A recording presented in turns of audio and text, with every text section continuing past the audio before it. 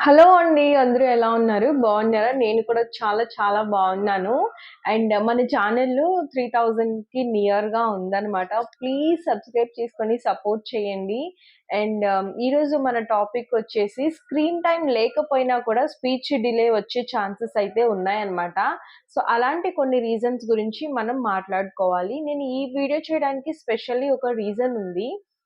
నాకు వచ్చే కామెంట్స్‌లో లేదంటే కాల్స్‌లో కానీ, ఇన్‌స్టాగ్రామ్ మెసేజెస్‌లో కానీ నాకు అక్కడక్కడ కొంతమంది చెప్పేదేంటంటే, ఎక్కువ స్క్రీన్ టైమ్ లేకపోయినా కూడా మా బాబు సరిగ్గా మాట్లాడటం లేదనో, లేకపోతే మా పాప సరిగ్గా మాట్లాడడం లేదనో, ఆహ్, ఇలాంటి కంప్లెయింట్స్ అంటే ఇలాంటి డౌట్స్ అడుగుతున్నారనమాట. సో, దానికోసం నేను ఈ పర్టిక్యులర్ వీడియో అయితే చేస్తున్నాననమాట.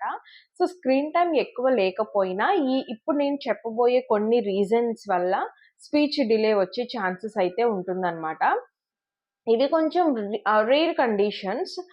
But most of the higher condition is screen time అనమాట. సో, అంటే ఒక 100లో ఒక 95-98 స్క్రీన్ టైమ్ వల్లుంటే, ఎక్కడో ఒక దగ్గర 1 ఆర్ 2 ఇలాంటి రీజన్స్ వల్ల వచ్చే ఛాన్స్ అయితే ఉంది. సో, అయితే ఈ వీడియోలో నేను ఆ రీజన్స్ ఏంటి అని ఎక్స్‌ప్లెయిన్ చేస్తాను. ప్లస్ ఎప్పుడు మీరు డాక్టర్స్‌ని కన్సల్ట్ అవ్వాలి, ఎలాంటి సిట్యుయేషన్‌లో కన్సల్ట్ అవ్వాలి అనేది చెప్తాను. అండ్ నన్ను ఎలా కాంటాక్ట్ అవ్వాలి అని చెప్తాను.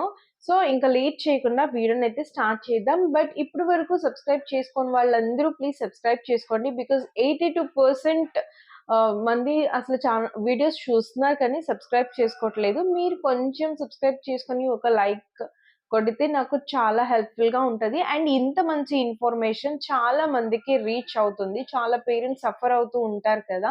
సో, అలాంటి వాళ్ళకి రీచ్ అవ్వాలి అనంటే మీరు ఒక లైక్ ఇస్తే డెఫినెట్‌గా వీడియో అనేది రీచ్ అవుతుందనమాట. సో, ఇక లేట్ చేయకుండా వీడియోనైతే స్టార్ట్ చేద్దాం. సో, మనలో ఇప్పటికి కూడా చాలా మందికి తెలియని విషయం ఏంటంటే స్క్రీన్ టైమ్ ఎక్కువ ఇవ్వడం వల్ల స్పీచ్ డిలే వస్తుంది అని కదా! సో, బట్ అది కాకుండా కొన్ని కండిషన్స్ ఉండే ఛాన్సెస్ ఉంటాయి. అంటే స్క్రీన్ టైమ్ ఎక్కువగా ఉండి, దానితో పాటు ఈ కండిషన్స్ కూడా ఉండే ఛాన్సెస్ ఉంటాయి. అందుకనే క్రాస్ చెక్ అయితే మనం చేసుకోవాలనమాట. సో, అవేంటనేది నేనిప్పుడు మీకు చెప్తాను. ఫస్టొచ్చేసి హియరింగ్ ఇష్యూస్. సెకండొచ్చేసి ఓరల్ మోటార్ ఇష్యూస్ ఉండొచ్చు. సో, థర్డ్ వన్ వచ్చేసి సైకో సోషల్ డిప్రివేషన్. సో, ఏంటా కొత్తగా ఉంది ఈ వర్డ్ అన్నట్టు అనిపిస్తుందా? సో, నేను కింద నీట్‌గా ఎక్స్‌ప్లెయిన్ చేస్తాను మీకిప్పుడు. సో, ఫస్టొచ్చేసి హియరింగ్ ఇష్యూస్ గురించి మాట్లాడుకుందాం. కొంతమంది పిల్లల్లో ఏంటంటే లైక్ పుట్టినప్పుడు కానీ, పుట్టిన తర్వాత కానీ కొంతవరకు ఇయర్ ఇన్ఫెక్షన్స్ వచ్చే ఛాన్సెస్ ఉంటాయన్నమాట. అంటే చాలా చాలా రేర్‌గా ఉంటాయి. బట్ ఉంటే మాత్రం క్రోనిక్ హియర్ ఇష్యూస్ ఉంటాయి. దానివల్ల ఏంటంటే వాళ్ళు మాట్లాడడం కానీ, లేదంటే వినికిడి శక్తి గానీ చాలా తక్కువగా ఉంటుందనమాట. తక్కువ టు ఆల్‌మోస్ట్ లైక్ జీరోగా ఉంటది. సో, అలాంటప్పుడు ఏంటంటే పిల్లలు వినలేనిది మాట్లాడలేరు. అండ్ వాళ్ళకి ఎలా మాట్లాడాలి అనేది కూడా రాదు కదా! ఫస్ట్ వినికిడి ఉంటేనే కదా వాళ్ళు మనం చెప్పే మాటలు నేర్చుకొని వాళ్ళు మాట్లాడగలుగుతారు. సో, అదే లేనప్పుడు ఇంక వాళ్ళు మాట్లాడలేరు కాబట్టి అది ఒకటి మనం టెస్ట్ చేసుకోవాలి. ఈ హియరింగ్ టెస్ట్ అనేది మనం ఇంట్లోనే చేసుకోవచ్చు. ఎలా అంటే చిన్నప్పటి నుంచి అంటే బేబీ పుట్టిన 1 మంత్‌కి, 2 మంత్‌కి, 3 మంత్స్‌కి ఆ టైంలోనే మనకి ఏంటంటే లైక్ 3 మంత్స్ అట్లా దాటితే పిల్లల హియరింగ్ అనేది కొంచెం బెటర్ అవుతుందనమాట. మనం ఇట్లా, ఇట్లా చిటుక వేసినప్పుడు పిల్లలు ఆటోమేటిక్‌గా ఇటు, ఇటు తిరుగుతూ ఉంటారు. సో, ఇది నేను క్యాండీకి చేపించాననమాట. అంటే ఇంట్లోనే నేనే చేసేదాన్ని. ఎందుకంటే హియరింగ్ ఇష్యూస్ చాలా త్వరగా మనం ఐడెంటిఫై చేయొచ్చనమాట. సో, దాన్ని చేస్తే మనం అప్పుడే కావాల్సుంటే బెటర్ ట్రీట్‌మెంట్ అయితే తీసుకోవాల్సుంటుంది దానికోసం. సో, ఇట్లా చిటుక వేసినప్పుడు ఎటు చిటుక వేస్తే అటు చూస్తూ ఉంటారనమాట. ఇట్లా, ఇట్లా చేర్చేదాన్ని. రోజు చేపిచ్చేదాన్ని. సో దట్ ఏంటంటే తనకి చిన్న శబ్దం కూడా చాలా బాగా వినపడుతుందని. And it it it especially works అన్నమాట. సో, రాటిల్స్ ఉంటాయి. అంటే ఇట్లా గల్ గల్ గల్ అని మోగించే రాటిల్స్ ఉంటాయి కదా! అవి తీసుకొచ్చారు మా హస్బెండ్. సో, వాటిలతో చేయించానన్నమాట. ట్రస్ట్ మీ ఇప్పటికి గూడా మేము ఇక్కడ కూర్చొని ఉన్నామంటే పక్క గదిలో ఫోన్ మోగుతుంది. మాకు వినిపించే లోపలే తనకి వినిపిస్తుంది. బయట ఎవరైనా గేట్ తీసిన సౌండ్ మాకు వినిపించే లోపలే తనకి వినిపిస్తుందన్నమాట. సో, అంత షార్ప్‌గా పనిచేస్తాయి తన ఇయర్స్ అనేవి. సో, ఇయరింగ్ ఇష్యూస్ అయితే కంపల్సరీ చెక్ చేసుకోవాలి. అండ్ సెకండ్ వచ్చేసి హియరింగ్ హిస్టరీ. అంటే ఫ్యామిలీలో ఎవరికన్నా ఆల్రెడీ ఇలాంటి ప్రాబ్లమ్ ఉన్న వాళ్ళు ఉంటే మాత్రం డెఫినెట్‌గా డాక్టర్‌ని కన్సల్ట్ చేసినప్పుడే మీరు ఈ ప్రాబ్లమ్ గురించి చెప్పాలన్నమాట. సో దట్ ఏంటంటే పిల్లల్ని వాళ్ళు టెస్ట్ అయితే చేయటం జరుగుతుంది. సో, ఇలా హియరింగ్ హిస్టరీ ఉన్నా కూడా పిల్లలకి హైయర్ ఛాన్సెస్ ఉండే ఛాన్స్ అయితే ఉంటుందన్నమాట. Hire chances of hearing issues ఉండే ఛాన్సెస్ అయితే ఉంటుంది. సో, ఇవి గుర్తుపెట్టుకోవాలి. సో, ఇవన్నీ వచ్చేసి హియరింగ్ ఇష్యూస్. నెక్స్ట్ మనం ఓరల్ మోటార్ ఇష్యూస్ గురించి మాట్లాడుకుందాం. ఇందులో 3 టైప్స్ ఉంటాయి. అందులో ఫస్ట్‌దొచ్చేసి అప్రాక్సియా. ఇందులో ఏంటంటే పిల్లల మౌత్ కానీ, అంటే ఈ జా లైన్ కానీ, లిప్స్ కానీ, టంగ్ కానీ సపోర్ట్ చేయవన్నమాట. మాట్లాడడానికి అవి సపోర్ట్ చేయవు. అంటే ట్విస్ట్ చేసి మాట్లాడలేరు వాళ్ళు.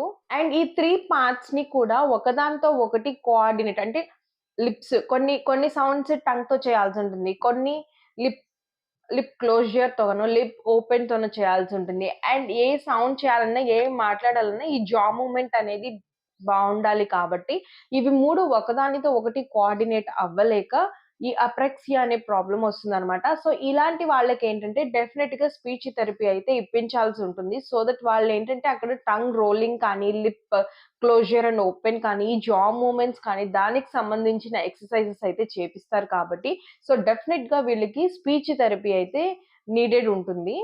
సో, ఇందులోనే సెకండ్ కండిషన్ ఉంది. దాని పేరేంటంటే డైసెథ్రియా. అంటే ఇందులో ఏంటంటే లైక్ ఈ కండిషన్ ఎప్పుడొస్తుందంటే, ఈ మజిల్స్ ఉంటాయి కదా! అంటే మన ఫేస్‌లో ఉన్న మజిల్ ఏదైతే ఉంటుందో దీని కంట్రోల్ లిప్ మీద, టంగ్ మీద, జా లైన్ మీద ప్రాపర్‌గా లేనప్పుడు, అంటే వీక్‌గా ఉన్నప్పుడు మనకి ఈ డైసెథ్రియా అనే కండిషన్ అయితే ఫార్మ్ అవుతుందన్నమాట. సో, ఇది ఒక ఇష్యూ ఉంటుంది. డెఫినైట్‌లీ వీళ్ళకి కూడా స్పీచ్ థెరపీ అనేది చాలా ఇంపార్టెంట్. అండ్ థర్డ్ వన్ వచ్చేసి టంగ్ టై. అంటే ఏంటంటే లైక్ పిల్లలు కొన్ని సౌండ్స్ చేస్తూ ఉంటారు కదా! బాబ్లింగ్ చేసినప్పుడు కానీ, లేదంటే కొన్ని సౌండ్స్‌ని ఇమిటేట్ చేయడానికి ట్రై చేస్తూ ఉంటారు కదా! సో, ఈ టంగ్ టై కండిషన్‌లో ఏంటంటే వాళ్ళు ఆ సౌండ్స్‌ని అనేది ప్రొడ్యూస్ చేయలేరనమాట. సో, అలాంటి అప్పుడు కూడా స్పీచ్ థెరపీ డెఫినెట్‌గా ఇవ్వాల్సి ఉంటుందనమాట. సో, ఇవొచ్చేసి 3 కండిషన్స్ మనకి ఓరల్ అండ్ మోటార్ ఇష్యూస్‌లో. అండ్ నెక్స్ట్ వచ్చేసి హ్మ్. సైకోసోషియల్ డిప్రివేషన్. సో, ఇదేంటనేది నేను కొంచెం క్లియర్‌గా ఎక్స్‌ప్లెయిన్ చేస్తాను మీకు. సో, ఈ కండిషన్‌లో ఏంటంటే మనకి మేజర్‌గా ఆహ్, ల్యాక్ ఆఫ్ స్టిమ్యులేషన్ ఉంటుంది. అంటే ఇప్పుడు పిల్లలేంటంటే మనం ఎక్కువగా మాట్లాడుతూ కాన్వర్జేషన్ చేస్తూ ఉంటాం కదా! సో, అలాంటి సిట్యుయేషన్‌ని పిల్లలు ఫేస్ చేయలేకపోవటం. ఇంకా సింపుల్‌గా చెప్పాలి అనంటే, వాళ్ళు ఎక్కువగా మాటలు వినకపోవడమో, లేకపోతే మనం ఎక్కువ చాలా మంది కూర్చొని మాట్లాడుకుంటున్నప్పుడు అలాంటి కాన్వర్జేషన్స్ వినకుండా ఉండడము, లేదంటే ఇంట్లో ఎక్కువ ఎవరు కూడా ఆ బేబీతో మాట్లాడకుండా ఉండటం గానీ, అంటే చాలా తక్కువగా టాకింగ్ స్కిల్స్ యూజ్ చేస్తూ ఉండడం కానీ, సో వీటన్నిటిల వల్ల ఏంటంటే, ఆ బేబీకి మాటలు మాట్లాడడానికి తెలియదనమాట. అంటే ఫస్ట్ ఆఫ్ ఆల్ లైక్ మాటలు తెలియదు. ఎలా మాట్లాడాలి అనేది తెలియదు. ఈ సిట్యుయేషన్ మనం సేమ్ స్క్రీన్ టైమ్‌లో కూడా ఇదే చూస్తామనమాట. సో ఏంటంటే, స్క్రీన్ టైమ్‌లో పిల్లలు బాగా బిజీగా ఉంటారు ఫోనుల్లో. కాబట్టి ఏంటంటే, పక్కన మనం మాట్లాడుతున్న కాన్వర్జేషన్స్ కూడా వాళ్ళంతగా వినరు. సో అప్పుడు పిల్లలు ఏదైతే వినలేకపోతున్నారో అది మాట్లాడాలని మనం ఎక్స్‌పెక్ట్ చేయలేం కాబట్టి ఆటోమేటిక్‌గా అక్కడ స్పీచ్ అనేది చాలా తక్కువగా ఉంటుంది. సో, ఎప్పుడు కూడా నేనదే ఫస్ట్ నుంచి చెప్పేది. ఎప్పుడూ కూడా మీరు బాండింగ్ ఏర్పరచుకోవాలి. మీ దగ్గర కూర్చోపెట్టుకొని కాన్వర్జేషన్ చేస్తూ ఉండాలి. సెల్ఫ్ కాన్వర్జేషన్ చేస్తూ ఉండాలి. అండ్ ఆ పిల్లలతో మనం ఎంత ఎక్కువ మాట్లాడితే అంత బాగా వాళ్ళు పికప్ అయిపోతారనమాట. సో, అది మీరు గుర్తుపెట్టుకోవాలి. సో, నెక్స్ట్ కండిషన్ వచ్చేసి అబ్యూజ్ లేదా నెగ్లెక్ట్. అంటే పిల్లల్ని బాగా అంటే ఇది చాలా మంది చెయ్యరు. బట్ కొంతమందుంటారు కదా! పిల్లల్ని బాగా కొట్టడం, తిట్టడం బాగా ఇంకా అంటే సివియర్ అబ్యూజింగ్ ఉంటుంది కదా పిల్లల మీద. ఎప్పుడన్నా ఒక దెబ్బ వేస్తే అది వేరే విషయం. బట్ బాగా ఎప్పుడు కొట్టటం, తిట్టటం అండ్ బాగా నెగ్లెక్ట్ చేసేయడము పిల్లల్ని. ఆహ్, అలాంటి పిల్లలు కూడా ఏంటంటే ఈ అబ్యూస్‌కి లోనయ్యి వాళ్ళు కూడా ఈ మాట్లాడాలి అనేది నేర్చుకోవాలి. నేను వినాలి. వాళ్ళు నేర్చుకునేదేముంటది? ఏదైతే వాళ్ళ మీద పడుతున్నాయో మాటలు అవే నేర్చుకుంటారు కానీ, ఈ నార్మల్ కాన్వర్జేషన్ కానీ, ఇంటరాక్టింగ్ కాన్వర్జేషన్ కానీ వాళ్ళకి అంత బాగా చాత కాదనమాట. సో, అందుకే ఎప్పుడు కూడా అబ్యూజ్ అండ్ నెగ్లెక్ట్‌నెస్ అయితే ఉండకూడదు డెఫినెట్‌గా పిల్లల దగ్గర. చాలా వరకు కూడా ప్రాపర్ కన్వర్జేషన్ ఇవ్వడానికి చూడాలి. అండ్ పాజిటివ్ రీఇన్ఫోర్స్‌మెంట్ అయితే ఇవ్వాలన్నమాట డెఫినెట్‌గా. సో, దాని వల్లే వాళ్ళు చాలా బాగా పిక్ అవుతారు. అండ్ వాళ్ళ హోల్ లైఫ్ కూడా బావుంటుంది. లేదంటే ఈ అబ్యూజ్, నెగ్లెక్ట్‌నెస్ అనేది వాళ్ళు చిన్నతనంలో గనక ఫేస్ చేస్తే డెఫినెట్‌గా that's going to be ruin their life.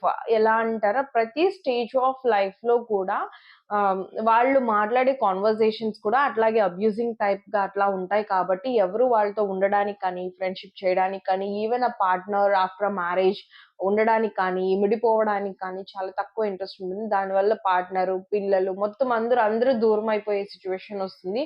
And then వాళ్ళొక్కళ్ళే alone అయిపోవడం, తర్వాత మేబీ డిప్రెషన్‌లోకెళ్ళడం, లేదంటే సైకో టైప్ అయిపోవడం. ఇట్లా చాలా ఛాన్సెస్ అయితే వస్తాయన్నమాట. So, I think as a parents మనం అది గుర్తుపెట్టుకోవడం చాలా చాలా ఇంపార్టెంట్.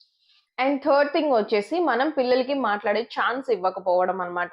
సో, కొంతమంది ఏంటంటే పిల్లల్ని ఏదైనా క్వెషన్ అడిగారనుకోండి, పేరెంట్సే చెప్పేస్తారు సమాధానం. పేరెంట్స్ కానీ, పక్కనున్న గ్రాండ్ పేరెంట్స్ కానీ పిల్లలు చెప్పడానికి ట్రై చేసే లోపలే పక్కన ఉండి వాళ్ళే చెప్పేస్తూ ఉంటారనమాట. సో, అలాంటప్పుడు ఏంటంటే పిల్లలు వాళ్ళ కోసం వాళ్ళు మాట్లాడుకోవడం కానీ, వాళ్ళకి కావాల్సింది వాళ్ళు అడగటం కానీ, హ్మ్.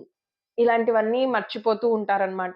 సో, వాళ్ళు ట్రై చేయాలి. ట్రై చేశాక అప్పటికి గూడా వాళ్ళకి రావట్లేదు అనంటే, మనం పిల్లలకి చెప్పాలి. ఇలా చెప్పు అని. అప్పుడు వాళ్ళు పిల్లల నోటితో చెప్పించినప్పుడు వాళ్ళకర్థమవుతుంది. నెక్స్ట్ టైమ్ ఎవరైనా అడిగినప్పుడు వాళ్ళు చాలా ఈజీగా చెప్పేస్తారనమాట. ఇవి వచ్చేసి 3 టైప్ ఆఫ్ రీజన్స్. ఇవి కాకుండా ఇంకా ఆహ్, కొన్ని అదర్ రీజన్స్ కూడా ఉన్నాయన్నమాట. సో, అవేంటనేది నేను చెప్తాను. ఇవి కొంతమంది పిల్లల్లో ఉంటాయి.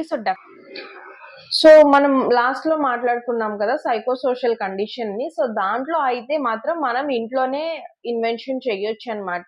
ఎర్లీ ఇన్వెన్షన్ చేయొచ్చు. దాంతో పాటు ఇంట్లోనే మనం నేర్పించుకోవచ్చు మాటలు. సో, అది ఎలా అంటే నేను ఆల్రెడీ చాలా వీడియోస్ చేశాను కదా! లైక్ ఆహ్, స్క్రీన్ టైమ్ వల్ల స్పీచ్ డిలే వస్తే ఎలా ఓవర్‌కమ్ చేయాలి? How to overcome speech delay అని చాలా వీడియోస్ ఉన్నాయి.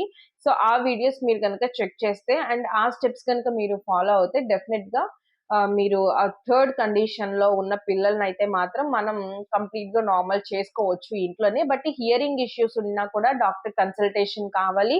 అండ్ తర్వాత లైక్ ఓరల్ మోటార్ ఇష్యూస్ ఉన్నా కూడా మనకి స్పీచ్ థెరపిస్ట్ కన్సల్టేషన్ అయితే అవసరం ఉంటుంది. హియరింగ్ ఇష్యూస్ ఉన్న వాళ్ళకి ఈఎన్‌టీ స్పెషలిస్ట్ దగ్గరకైతే మీరు తీసుకొని వెళ్ళాలన్నమాట. సో, ఆ తర్వాత వాళ్ళు అక్కడి నుంచి దానికి తగిన ట్రీట్మెంట్ అయితే మనకి అందించడం జరుగుతుంది. సో, ఎర్లీగా ఇన్వెంట్ చేస్తే బెటర్ రిజల్ట్స్ ఉంటుందన్నమాట. సో, అది ఒకటి ఒకసారి చెక్ చేసుకోండి. అండ్ ఈ కండిషన్స్ కాకుండా ఇంకా కొన్ని కండిషన్స్ ఉన్నాయి. దాంట్లో కూడా స్పీచ్ డిలే ఉండే ఛాన్సెస్ ఉన్నాయన్నాను కదా! సో, అవేంటని నేను చెప్తాను.